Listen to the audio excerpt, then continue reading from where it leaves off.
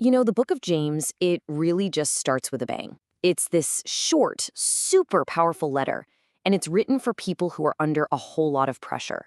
So, here's what we're going to do. We're going to break down this first chapter, scene by scene, and create a series of images so vivid they'll lock this message into your memory for good.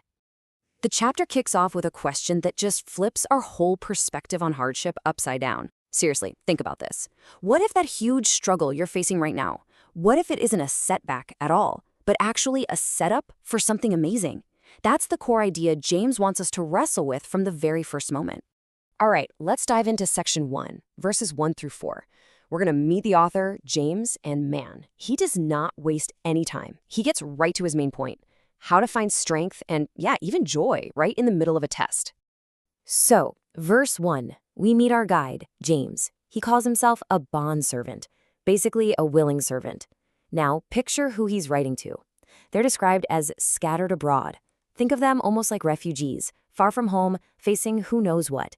This isn't some casual letter for comfortable people. It's a survival guide for those under some serious pressure.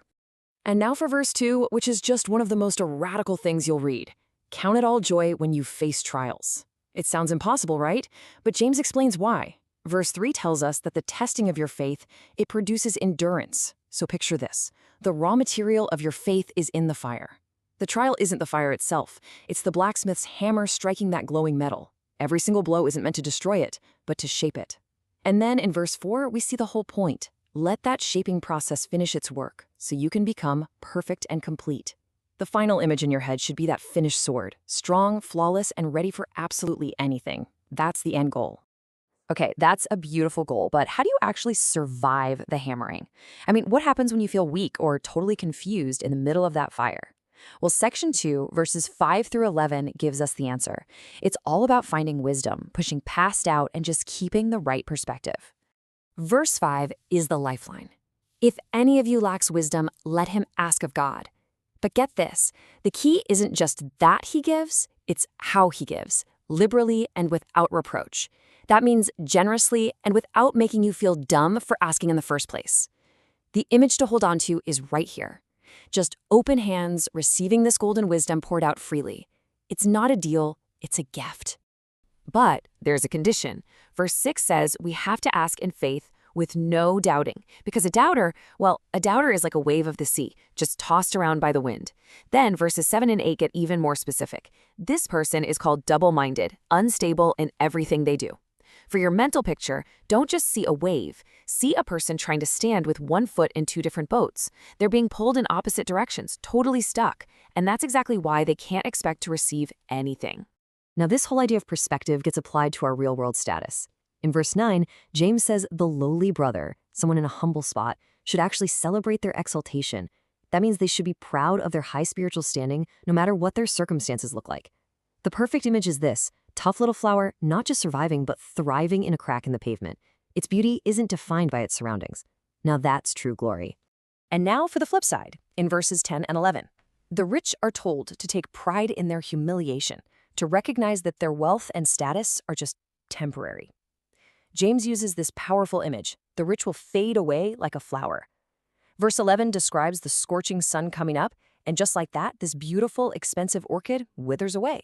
All its external value gone in an instant. It's a pretty stark reminder of how fragile worldly success really is.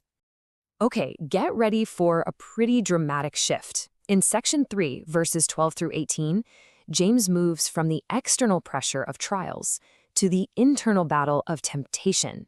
And he's about to draw a very, very clear line in the sand about where it comes from and where it absolutely does not. Verse 12 starts with a promise. Blessed is the man who endures temptation.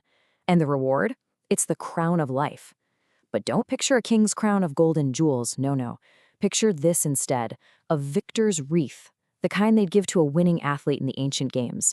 It's a symbol of victory after a long, hard race. Now, James makes a critical point. In verse 13, he says, "Let no one say when he is tempted, 'I am tempted by God.'" He makes it crystal clear. God cannot be tempted by evil, and he doesn't tempt anyone. Full stop. The mental picture here should be this. God is not the one firing the arrows of temptation. He is the shield that protects you from them.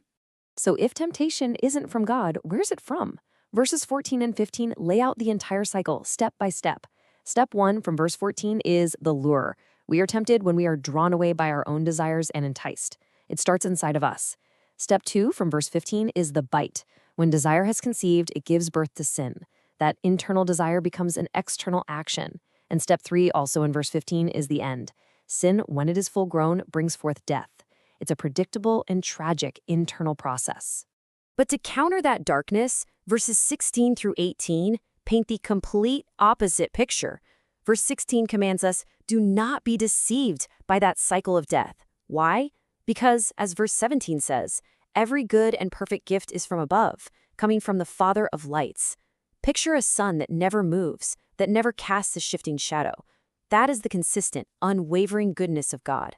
And verse 18 reveals the greatest gift of all, that he chose to give us life by the word of truth. So, now that we get the nature of trials, wisdom, and temptation, James brings it all down to earth. This final section, verses 19 through 27, is really about one thing: action. How do we take all these big ideas and actually live them out? Well, it all starts with learning to truly listen, not just hear. Verse 19 gives us 3 rapid-fire rules for living wisely. First, be swift to hear, an open ear. Second, be slow to speak, a locked mouth. Third, be slow to wrath, a paused temper. And verse 20 explains why that last one is so important. The wrath of man does not produce the righteousness of God. Our own anger, it just doesn't accomplish God's good purposes. Verse 21 keeps this idea going with a gardening metaphor. We're told to first lay aside all filthiness, and only then can we receive with meekness the implanted word. Picture your heart as a plot of land. You've got to do the hard work of pulling out all the weeds of anger and wickedness first. Only then, in that clean, prepared soil, can you humbly plant the seed of God's word, which has the power to grow and save your soul. And now we get to one of the most famous analogies in the entire book. Verse 22 gives us the command, be doers of the word and not hearers only. Then verse 23 explains what a hearer only is like. Imagine someone looking at their face in a mirror. They see everything clearly, the smudge of dirt, the hair that's out of place. They have perfect information about what needs to be fixed. But what happens next? Verse 24 says that person walks away and immediately forgets what kind of man he was. All that knowledge he just gained, completely useless because he didn't do anything about it. But in contrast, verse 25 says the one who is truly blessed is the one who looks intently into God's word, the perfect law of liberty, and keeps at it, becoming a doer of the work, not some forgetful hearer. So let's bring it all home. What does this active, doing kind of faith actually look like in the real world? Well, in verses 26 and 27, James ends the chapter by giving us a brutally honest and practical definition of true faith in action.